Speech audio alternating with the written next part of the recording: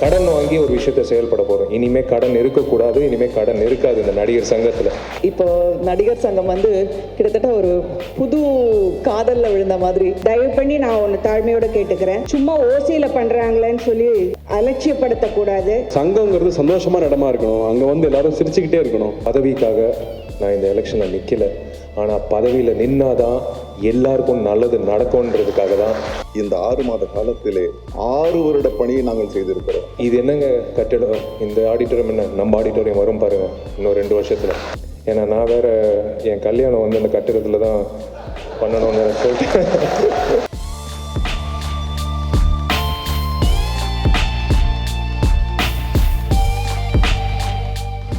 எங்களுடைய கலைஞர்கள் வந்து ரொம்ப உணர்ச்சி வசப்படக்கூடியவங்க, ரொம்ப மென்மையானவங்க. இந்த மருத்துவத்தோடு சேர்ந்து தயவு பண்ணி ஒரு கவுன்சிலிங் கண்டினியூஸாக, நான் இது வந்து பல வருஷங்களுக்கு முன்னாடி இதே இடத்துல நடந்த ஒரு மீட்டிங்கில் கூட நான் சொன்னேன், சச்சுமா ஞாபகப்படுத்தினாங்க. இது வந்து எங்களை போல நடிகர்களுக்கு முக்கியமாக தேவை. தயவு பண்ணி நான் ஒன்று தாழ்மையோடு கேட்டுக்கிறேன், உங்களுடைய மருத்துவர்கள்கிட்ட சொல்லுங்கள், சும்மா ஓசியில் பண்ணுறாங்களேன்னு சொல்லி அலட்சியப்படுத்தக்கூடாது. ஏன்னா சமீபத்தில் ஒரு 2 மாதத்துக்கு முன்னாடி என்னுடைய சகோதரியை நான் இழந்தேன் கிட்னி ப்ராப்ளத்தில். அப்போ வந்து அவங்க கேட்ட பணத்தை கொடுக்கக்கூடிய வசதியில் இருக்கிறேன்னா, நேற்று வந்து ஒரு மிகப்பெரிய சோகம் வந்து அதே ஆஸ்பத்திரியில் மலர் ஹாஸ்பிட்டலில் நடந்திருக்கு. ஒரு பெண்ணுக்கு வந்து டிஎன்சி பண்ணும்போது அதிகமாக மயக்க மருந்து கொடுத்து பிரெயின் டெட் ஆகி நேற்று ஒரு நியூஸ் நடந்திருக்கு. 1 more from மலர்னு போட்டிருந்தாங்க, நாட் 1 more, many more. அதாவது வந்து தெரிஞ்ச ஒரு முகத்தையே வந்து அவங்க வந்து ரொம்ப கேவலமாக ட்ரீட் பண்ணாங்க எங்கள் அக்கா அங்கே இருக்கும்போது. அதை பற்றி வந்து அது தனியாக அதை வந்து நேற்று வந்து எனக்கு ரொம்ப அவமானமாக இருந்தது. அதாவது இந்த சொசைட்டி வந்து நான் பேசினா ஒரு 10 பேர் கேட்கக்கூடிய ஒரு ஸ்தானத்தை எனக்கு கொடுத்துருக்கும் போது நான் அதை வந்து வெளியில் சொல்லாமல் இருந்துட்டேன். நேற்று ஒரு சாதாரண ஒரு மனிதன் தைரியமாக வந்து சொல்லும் போது தான் எனக்கு ரொம்ப கேவலமாக இருந்தது நான் சொல்லலையேன்னு. அதனால் இதை வந்து ஒரு முதல் படியாக எடுத்துகிட்டு நான் கேட்குறேன், எங்களோட நடிகர்கள் வந்து நீங்கள் பணம் இல்லாமல் அந்த வசதியை பண்ணி கொடுக்கறதுனால தயவு பண்ணி அலட்சியப்படுத்தக்கூடாது. இந்த கார்டை பார்த்தா அதிக முக்கியத்துவம் கொடுக்கணும். ஏன்னா டாக்டர்ஸ் எல்லாம் வந்து ஒரு தெய்வத்தோட காட் சென்ட் அப்படின்னு நம்ம நினச்சி போகிறோம். நமக்கு மெடிக்கல் நாலேஜ் இல்லாததுனால அவங்கக்கிட்ட போகிறோம். ஆனால் அவங்க வந்து கடவுளையே அவங்க வந்து அதை விட அதிகமாக நினச்சிட்ருக்காங்க. இப்போல்லாம் ஹாஸ்பிட்டல் போகிறதுக்கு வந்து பயமாக இருக்குது. நான் வந்து எனக்கு ஒரு பெரிய ஒரு இன்சிடெண்ட் நடந்ததுனால நான் இவ்வளோ தைரியமாக சொல்கிறேன். நான் என்னோடய வீட்டில் சொல்லியிருக்கேன், நான் நல்ல விதமாக தூக்கத்தில் போயிட்டா சந்தோஷம், நான் ஏதாவது உடல்நிலை குறைந்து நான் இருக்க வேண்டிய கட்டாயம் ஏற்பட்டுச்சுன்னா நான் ஒரு 5 வருஷம் முன்னாடி சாகிறதுக்கு ரெடியாக இருக்கேன், தயவு பண்ணி நான் ஹாஸ்பிட்டல் கொண்டு போகாதீங்கன்னு என்னுடைய நடிகர் சமுதாயத்தை நான் கேட்டுக்கிறேன். அப்படியும் மீறி என்னோடய ஃபேமிலியை என்னை எடுத்துகிட்டு போனால் தயவு பண்ணி வெளியே கொண்டு வந்துடுங்க. தேங்க்யூ. அண்ட் தென் படிப்பு சம்மந்தமாக பார்த்துக்கிறதுக்கு நம்மளோட ஃபேமிலியை சேர்ந்த ஐஸ்ரீ கணேஷ் இருக்கார், நிச்சயமாக நல்ல பல திட்டங்களை சொல்லுவாருன்னு நான் நம்புகிறேன். தேங்க்யூ, எனக்கு இந்த வாய்ப்பை கொடுத்ததுக்கு நன்றி. மேடையில் இருக்கிற பெரியவர்களுக்கும் இங்கே வந்திருக்கும் என்னோட குடும்பத்துக்கும் என்னோட வணக்கங்கள் தெரிவிச்சுக்கிறேன். 3 வருஷம் முன்னாடி உறுப்பினராக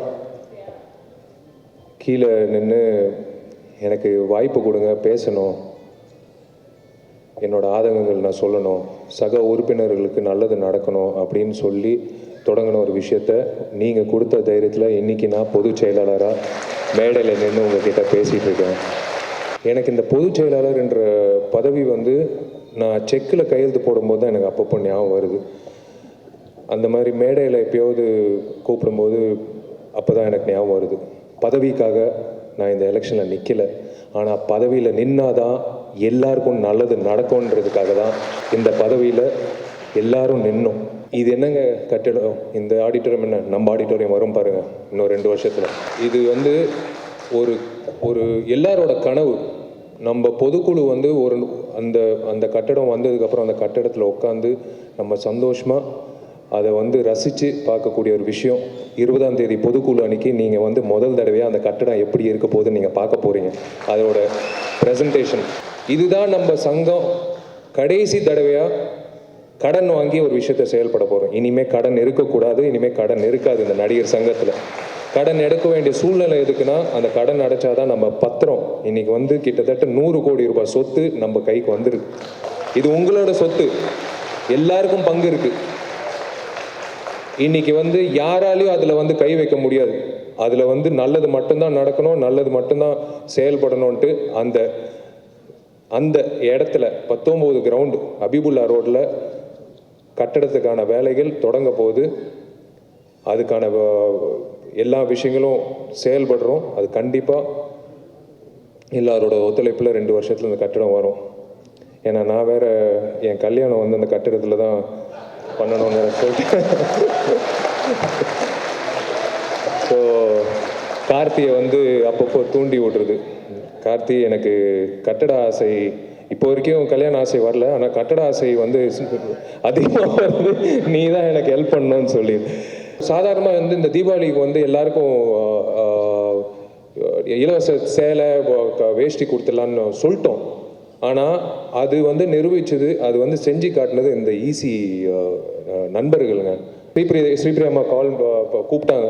இது வந்து எனக்கு அந்த விஷயம், அந்த சீர் வீட்டிலேருந்து எனக்கு சீர் வந்த மாதிரி ஒரு சந்தோஷம் அப்படின்னு. உண்மையிலேயேம்மா நான் கண் கலங்கினேன் after you hung up on me. என்னோட நீங்கள் பேசினதுக்கப்புறம். ஏன்னா இட் இஸ் அ பிளெஸ்ஸிங். உங்களை மாதிரி சீனியர் ஆக்டர்ஸ் அண்ட் ஆக்ட்ரஸஸோட பிளெஸ்ஸிங்ஸ் இருந்தால் தான் இந்த younger generation will prosper in a righteous way. நான் அதுதான் என்னோட ஆசை. இந்த யங்கர் ஜென்ரேஷனும் இந்த சீனியர் ஜென்ரேஷனும் எப்பவுமே ஒற்றுமையாக இருக்கணும். We want to bridge the gap.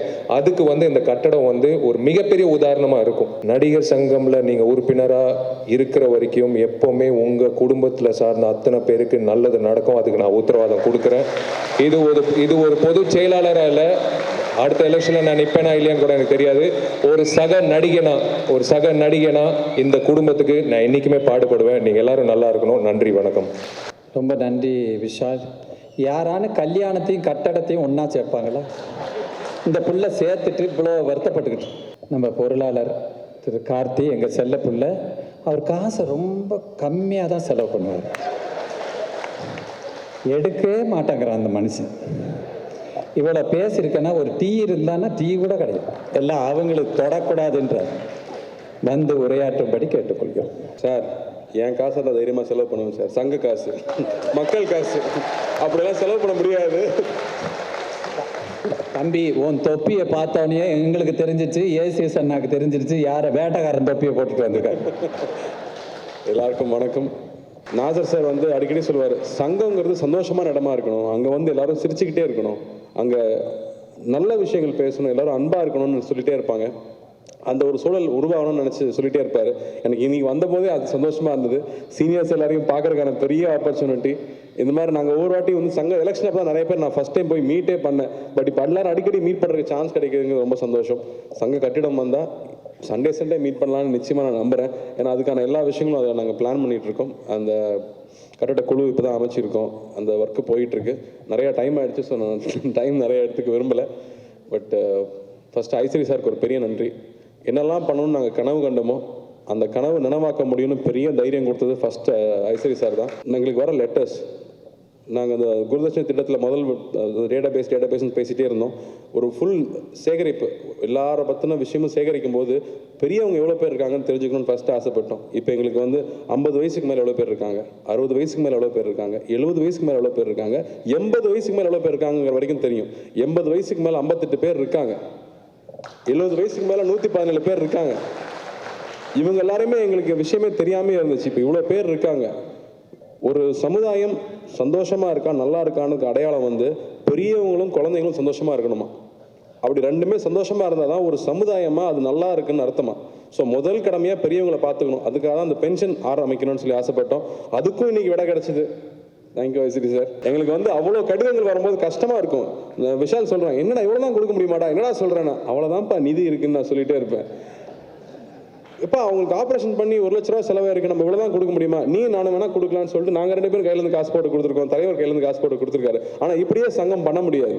இதுக்கு ஒரு பெரிய திட்டமிடல் தேவை. அதுக்கு தான் கட்டடம் பிளான் பண்ணியிருக்கோம். அது வந்தால் நம்மளுடைய பல பேருக்கு தேவையான விஷயங்கள் அதிலேயே கிடைச்சிரும். ஆனால் அதுக்கெல்லாம் முன்னாடியே அதுக்கெல்லாம் அவசியமே இல்லைன்னு சொல்கிற மாதிரி இன்னைக்கு ஏசிஎஸ்ஐ நமக்கு பண்ணி கொடுத்துருக்காங்க. இது நம்ம எல்லாருக்கும் பெரிய ஒரு வரப்பிரசாதம். தயவு செஞ்சு நல்லா யூஸ் பண்ணிக்கோங்க. உங்களுக்கு எதுவும் டவுட் இருந்தால் சங்கத்தில் வந்து கேட்டுக்கோங்க. என்னென்ன பிரச்சனைகள் இருந்தாலும் நாங்கள் லெட்டராகவும் எழுதி உங்களுக்கு அனுப்பிச்சு வைக்கிறோம். ஸோ டாக்டர்ஸ் இமீடியட்டாக தெரிய வரும். பேச வாய்ப்பளித்ததுக்கு ரொம்ப நன்றி. உங்கள் எல்லாரையும் ஒரே இடத்துல சந்திச்சதுக்கே எனக்கு ரொம்ப ரொம்ப சந்தோஷமாக இருக்குது. நிறைய விஷயங்கள் அப்புறம் பேசுவோம். நன்றி, வணக்கம். இப்போ நடிகர் சங்கம் வந்து கிட்டத்தட்ட ஒரு புது காதலில் விழுந்த மாதிரி. ஸோ அதனால் காதலில் விழும்போது புரட்சிகரமாக தான் இருந்து சாதிக்கணும், சாதிச்சாச்சு. பட் இனிமே ஒரு 35 வருஷம் 40 வருஷம் குடும்பம் வந்து நல்லா நடக்கணும் அப்படிங்கிற மாதிரி நடக்கணும் அப்படின்னா நம்ம எல்லாரும் சேர்ந்து ஹெல்ப் பண்ணணும். ஸோ உணர்ச்சியை கொஞ்சம் குறைச்சிக்கிட்டு ப்ராக்டிக்கலாக இருந்தால் ரொம்ப நல்லாயிருக்கும்.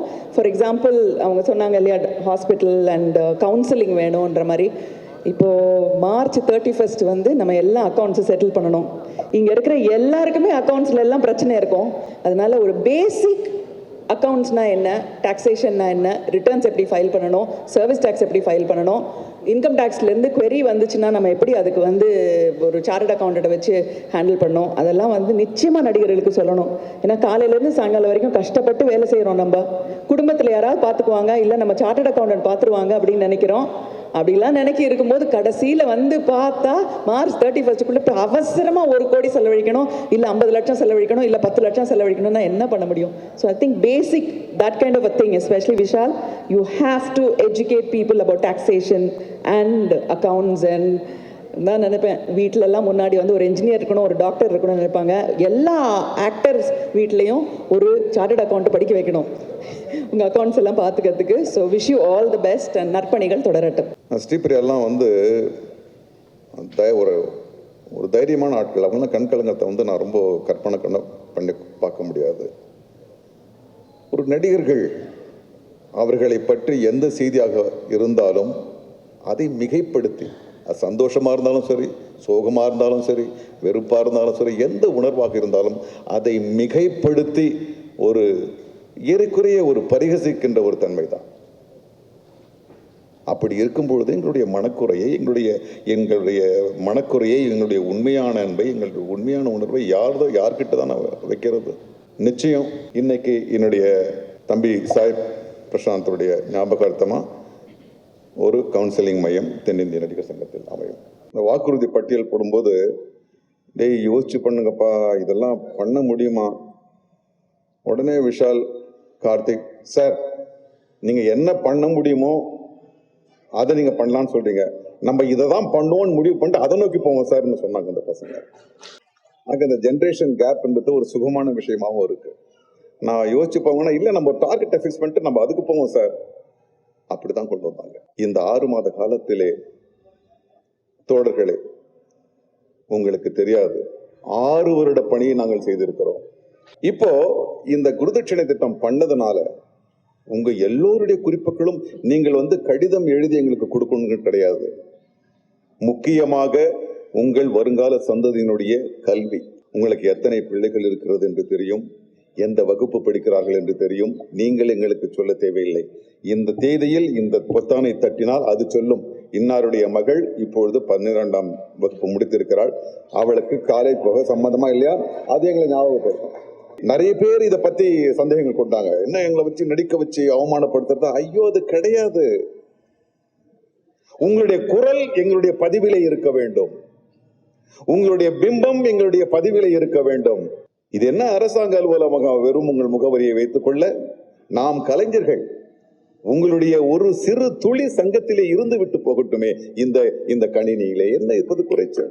சிகிச்சை அவர்களுடையது, மாத்திரை மருந்து நம்ம தான் வாங்கிக்கணும், அது சிகிச்சையில வராது. அது நீங்க நல்லா ஞாபகம் வச்சுங்க, சரிங்களா? எல்லா சுமையும் அங்க வச்சுக்கூடாது, உரிமை போய் கொண்டாடக்கூடாது. இப்பவே தெளிவா சொல்லிடுறேன். ஏன்னா இதற்கே அவர்கள் வந்து ஒரு பெரும், அவர்கள் இதையே தொழிலா பண்ணா இன்னும் 2 ஆஸ்பத்திரி கட்டலாம், இன்னும் 2 காலேஜ் கட்டலாம். அந்த அட்டையை மிக முறையாக பயன்படுத்துங்கள், தேவைப்படும் போது பயன்படுத்துங்கள். மிக்க நன்றி. தமிழகத்தில் வந்து நாங்கள் முதல்ல இந்த நிர்வாகத்தினுடைய முதல் திட்டமாக நாங்கள் மனசில் வச்சிருக்கிறது என்னன்னா, 60 வயதில் இருந்து 90 வயதுக்கு உட்பட்டவர்கள், அதில் 60 வயதில் இருந்து 70 வயதுக்கு உட்பட்டவர்கள் 350 பேர் தமிழகம் எங்கும் இருக்காங்க. 70 வயதில் இருந்து 80 வயதுக்கு உட்பட்டவர்கள் 140 பேர் தமிழகம் எங்கும் இருக்காங்க. 80 வயதுக்கு மேல் 90 வயதுக்கு உட்பட்டவர்கள் 60 பேர் தமிழகம் எங்கும் இருக்காங்க. இந்த 2500 பேரில் இன்னைக்கு 500 பேர் 60 வயதுக்கு மேற்பட்டவர்களாக இன்னைக்கு இந்த உறுப்பினர்கள் இருக்காங்க.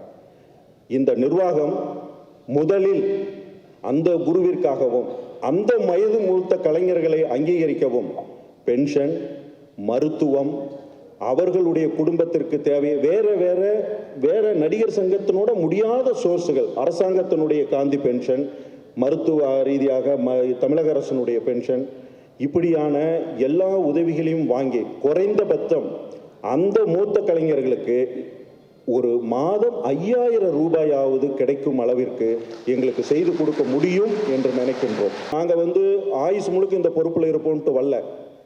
எங்கள் கனவு என்னைக்கு நனவாகுதோ அந்த கனவு நனவாகிற வரையிலும் இந்த பதவியில் இருக்கணும் அப்படிங்கிறது மட்டும்தான் எங்கள் எண்ணம். 3 வருடம் தான் அந்த கனவை நிறைவேற்றுவதற்கான எங்களுடைய நோக்கம். 3 வருடத்திற்கு பிறகும் குருதட்சணை திட்டம் இருக்கும், நாங்கள் இல்லை என்றாலும். நன்றி, வணக்கம்.